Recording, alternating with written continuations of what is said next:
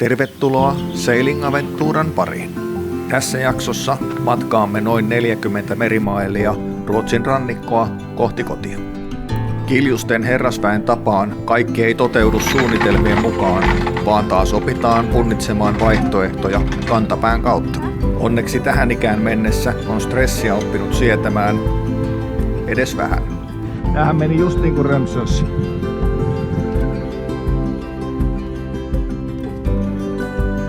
Niin, huomenta. Matkapäivä aamu numero 13 käsittääkseni. Ja tässä ollaan oltu hienossa tällaisessa Lahden poukamassa yö. Rauhallista on ollut. Ei ole vene keikkunut eikä tapahtumia muuta kuin tuossa aamulla noin meidän keulaportaat otti tonne rantakallioon kiinni ja niitä heräsin ottamaan irti. Tässä sattuu olemaan ulkohuussikin, niin käytetään sitä hyväksi. Nyt alkoi muuten kesä. Ensimmäistä kertaa tänä vuonna nämä stikarit vuodessa.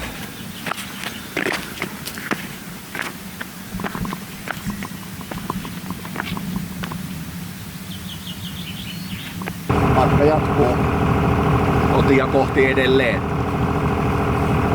Oli kyllä rauhallinen ankkuripaikka se.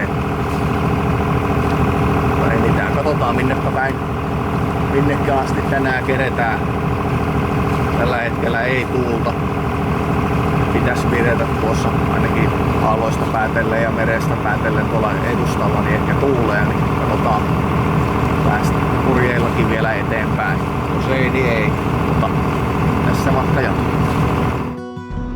Kanavamme nimi juontaa juurensa ensiveneeseemme, jonka ostimme 2019. 24-jalkainen Rock 20 nimettiin Aventuraksi.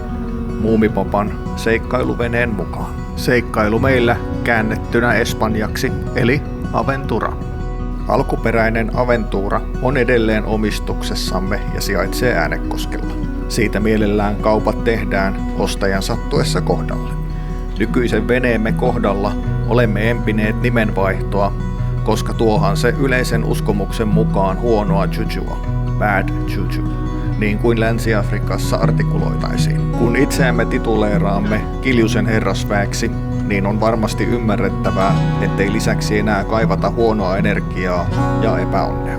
Navigointia tuntemattomilla vesillä toteutettiin Navionics-sovelluksen reitityksellä tabletilla, puhelimesta samalla sovelluksella, plotterilla sekä paperikaltalla.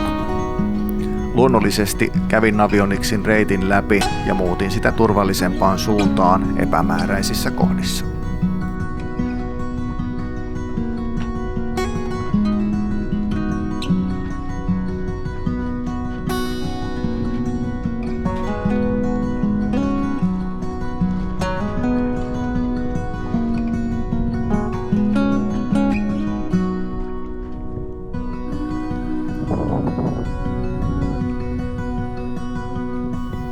On 13. kesäkuuta ja ensimmäinen lämmin päivä kesälomalle. Tässä pongataan hylkeitä.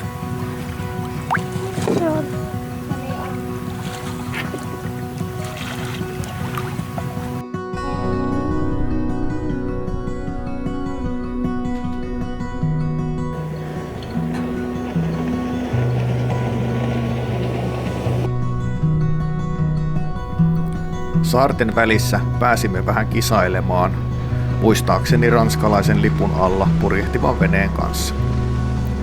Yllättävän hyvin myötätuulessa pysymme rinnalla pelkällä kenoalla. Vastatuuliosuus oli seuraavassa kapeikossa ja siinä ranskalaisvene sai etumatkan.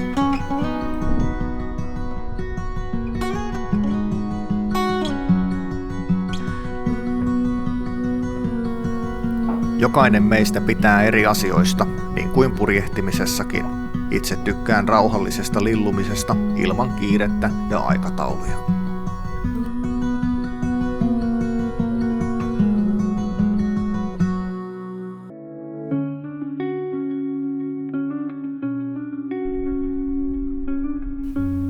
Kun kohdalle osuu kerrankin lämpöä ja sopivasti tuulta etenemiseen, oli siitä nautittava. Vähäisistä pilvistä pystyi päättelemään, että ylhäällä tuuli, joten tuuliolosuhteet voisivat muuttua äkistikin. Tyypillinen katsonta-aika videoillani on 5-8 minuuttia, joten tähän kohtaan on hyvä esittää kiitos katselusta. Olet saavuttanut 5,5 minuutin virstan pylvään. Arvostan kovasti, jos jatkat katselua ja suostut katsomaan koko jakson ilman kelailua. Jos päätät toisin, kiitos kuitenkin. Auta meitä matkassamme ja paina tilausnappia. Se on ilmainen tapa tukea ja kertoa meille, että pidät näkemästäsi. On muuten kyllä.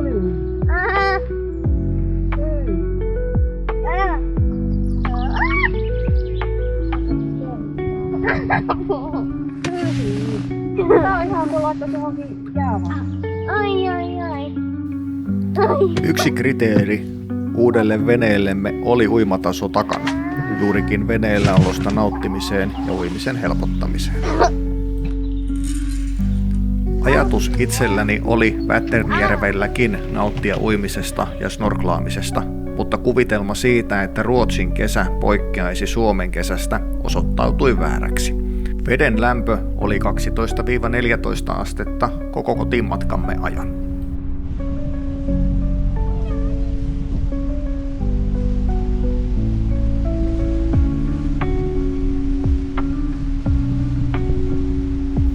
Aloimme olemaan lähellä päivän ankkuria, Störa Onklubben saarta.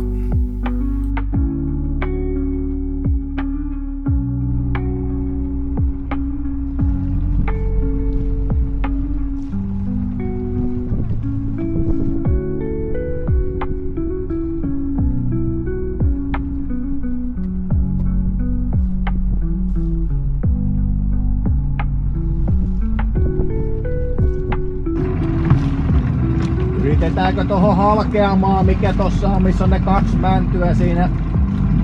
Ensimmäinen halkeama. On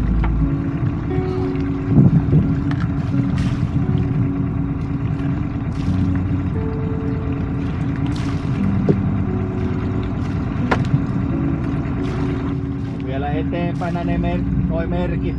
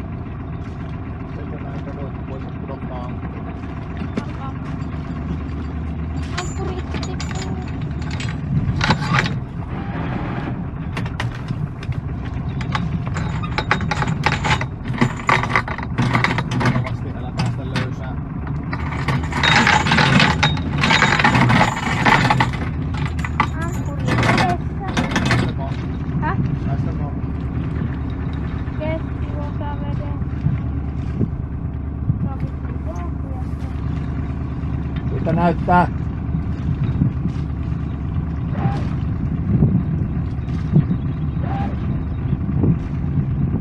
Nyt 3,3. Ankkuri kiinni.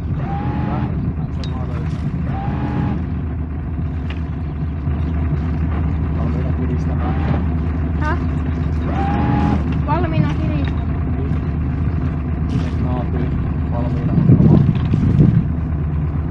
Miltä näyttää? 3,2. Tossa jossakin on varmaan kiinni. Häh? Onko kiviä?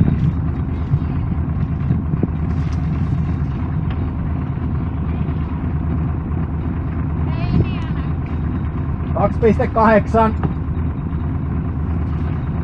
Ukkeli, huolehi sinä tästä narusta.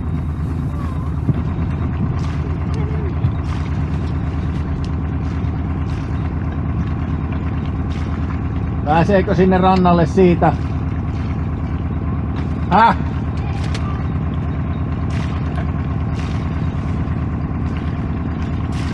2,5. Pyörähtää.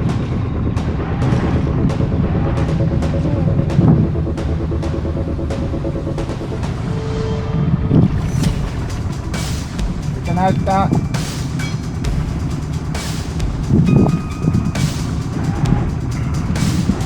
Hetkeli, älä karkaa. Ota tankkurikireelle.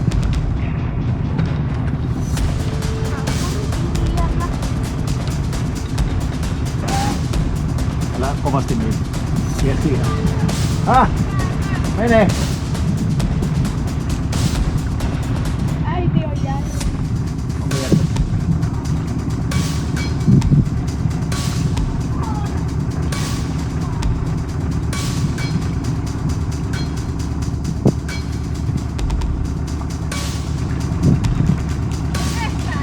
No mitä tehdään?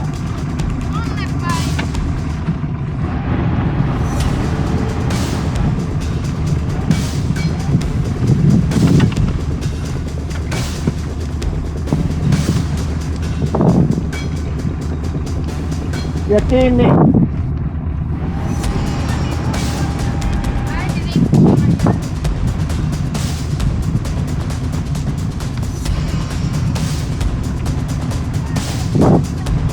Älä pidä. No nyt kolahti. Tuolla kivillä.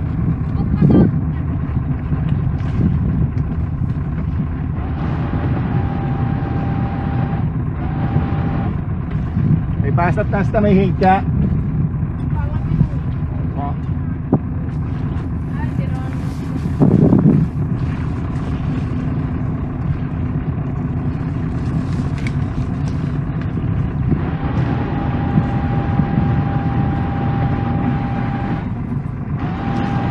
Näkyy ihan selvästi pohjassa.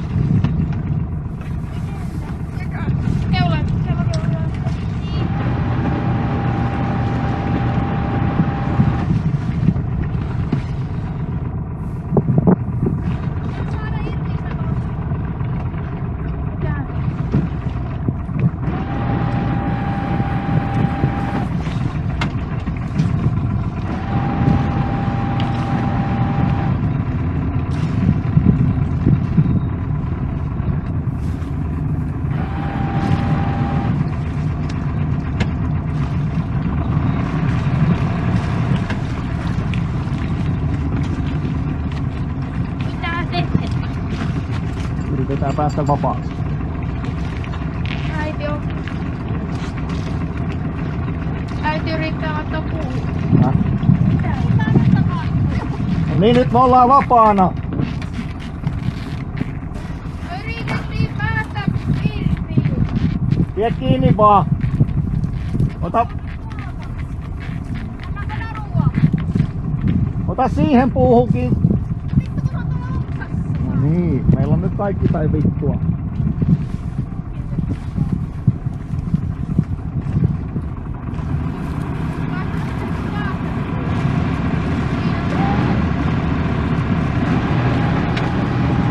Ota, mä yritän suoristaa. Huole köysi. No niin. Noin. Toi. Ota pysyä hetki paikalla. Keula heittää. Pidä kiinni siitä. Kiinni kireellä se, ettei se ole potkurilla. Nyt mennään liian kova Jokainen purjehtija ja veneilijä on kuullut sanoman 2 erilaisesta veneilijästä ja purjehtijasta. Niistä, jotka ovat kiville ajaneet ja niistä, jotka tulevat ajamaan. On kumminkin olemassa vielä 3. ryhmä, joka ei myönnä ajaneensa kiville.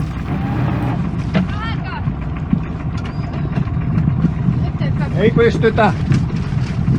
Vie siinä kiinni siitä niinku. Päästä irti! Päästä! Vedä Julia köysi takaisin! Köysi Julia Väkkönä, että köysi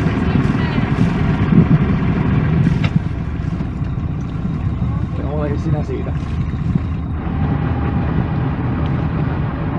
Vedä! Se me saa äiti. Vedä! Hyvä menee Julia. Ole sinä siitä.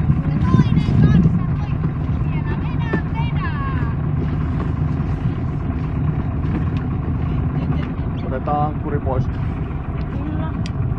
Se me saa äiti. Jossakin tuolla. Tuleeko? Onko kireillä? On kireellä. Ei sillä ehkä... Kiitosko? Ei. Kiitosko? Ei irtoa.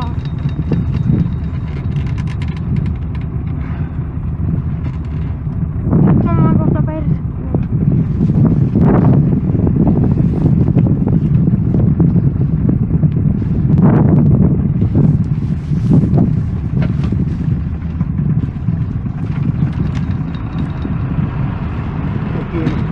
Ei pysty.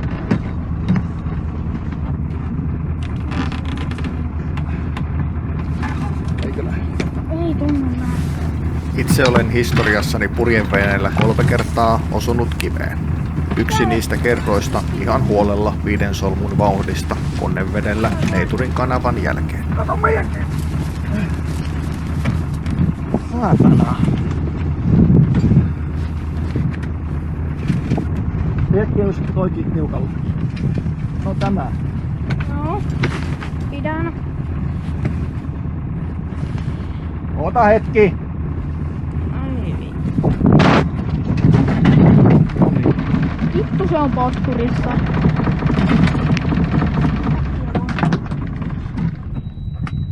Ei vittu. Mitä nyt tehdään? No potkurissa tuo saatana. Mitä sitten? Se otetaan. Mitä? Että rauhoittuu. Laitetaanko virrat pois? Kiville ajaminenhan oli tässä meidän tilanteessa pienin murheistamme. Se on tuolla, kato se potkuri. Eikö saatana vittu? Mitä sitten?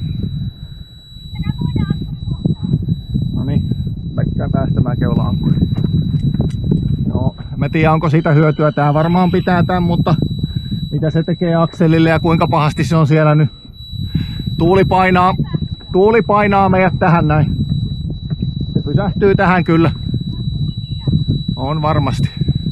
Mitä sitten? Sitten puhalletaan sakkeja ja otetaan äiti kyytiin. Joo, mutta otetaanko kumivene mieluummin?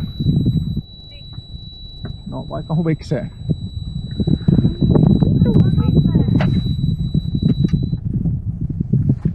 Rauhoitutaan mietitään.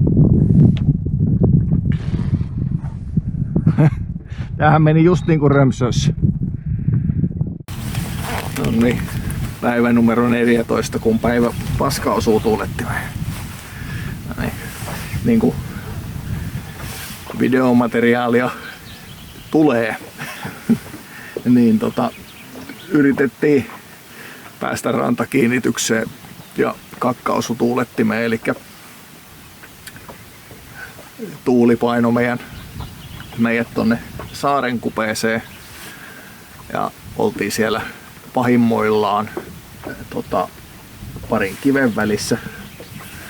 Päästiin sieltä moottorilla ja keulapotkurilla uiskentelemaan pois ja sitten nyittiin ankkurista perän takaisin tuohon keskemmälle ja siinä sitten yritettiin irrottaa peräankkuria tuolta pohjasta, niin niinhän siinä sitten kävi, että ankkoriliina pyörähti tonne potkuriakselin ympärille.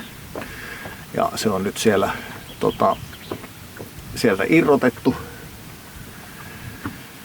sukellettu silleen, että siellä nyt on potkurin ja sen potkuriakselituen välissä on nyt sitten liinaa vielä palasia, mutta ei käytännössä nyt ole kiinni enää missään, että toivotaan, että se ei nyt hajota paikkoja sieltä, vaan irtoaa, kun lähdetään ajelemaan tästä eteenpäin. Nyt olisi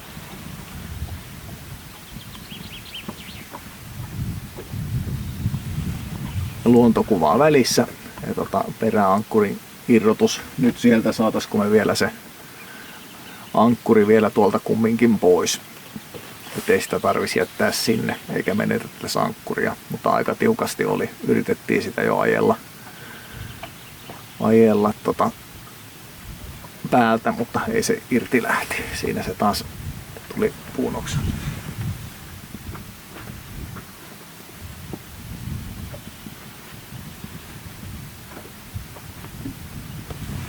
Melko isoja kondoreja täällä. Se on haikara. Haikarahan se taisi olla. Mutta joo, semmoista.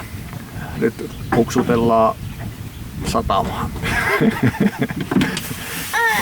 4 tunnin moottorointia, jos ei potkuri irto välissä.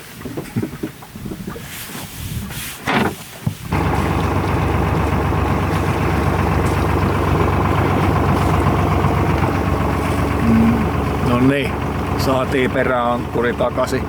Siinä olikin näköjään savipohja ilman, kun se tarras niin samperin lujaa sinne. Ihan huolella piti ajaa yli, että saatiin irti. Mutta jotain onnistumisiakin tälle päivälle. Ei vaan.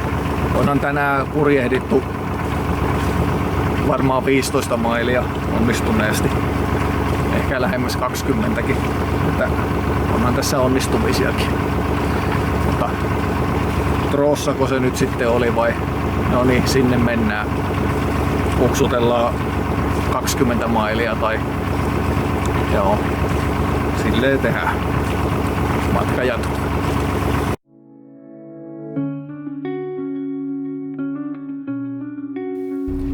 Siirtyminen Trosaan oli rauhallista puikkelehtimistä saarten välistä, nauttien upeista maisemista ja lempeästä kesätuulesta.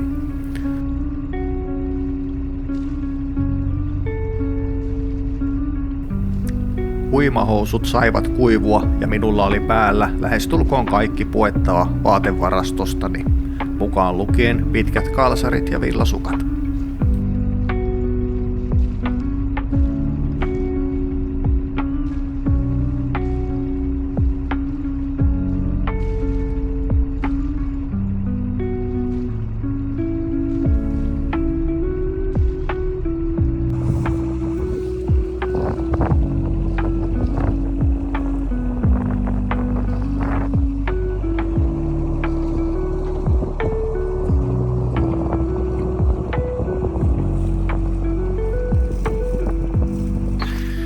No niin, matkapäivä.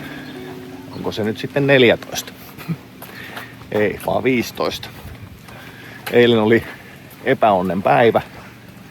Yritettiin ankkuroitua sinne sen enempää nimeä nyt muistamatta tyypillisesti, mutta siinä onnistumatta päädyttiin kiville. Ankkuriliina potkuriakselin ympärille. Ja siihen jäätiin killumaan hetkeksi aikaa.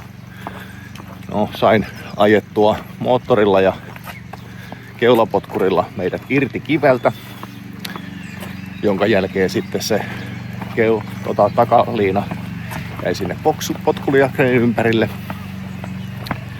Ja sitten kelluttiin siinä vähän aikaa. Kävin sukeltamassa liinan pois ja hetken aikaa siinä tutkittiin, ettei mitään suurempia ongelmia, ja puksuteltiin tänne Trosaan. täällä oltiin sitten 9 aikaa illalla ja täällä nyt sitten ollaan. Rosaa tutkimassa kauppareissulla ja pyykkituvassa pyykit pyörii ja niin edespäin. Siinä kävi, että satuttiin markkina-aikaan ja löydettiin pehmysmyyjä. Mutta voisin äkkiseltään väittää, että Askersundin jäätelö on vielä vienyt voiton. Voi johtua siitäkin, että se oli sellainen aavistuksen isompi versio. Koska määrä korvaa yleensä laadun. Ei paha. Ja nyt meillä on ainakin riittävän lämmin keli.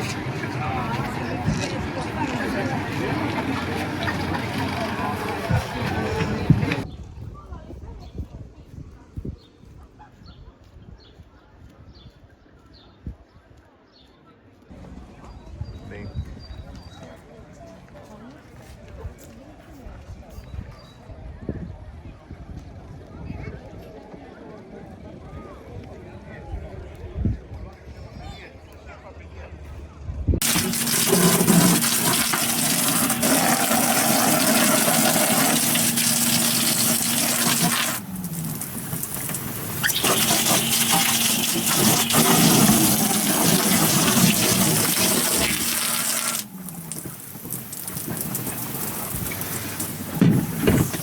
Ukkeli pisti jynssätä. No, esipesu tehty. Siinä meni 2 tuntia. No, katsotaan mitä tästä tulee. Aika paljon lähti paskaa jo pelkästään merivedellä ja harjalla. Seuraavaksi sitten ainetta. Tämä jakso rupeaa olemaan purkissa. Kiitos katselusta ja nähdään seuraavalla kerralla.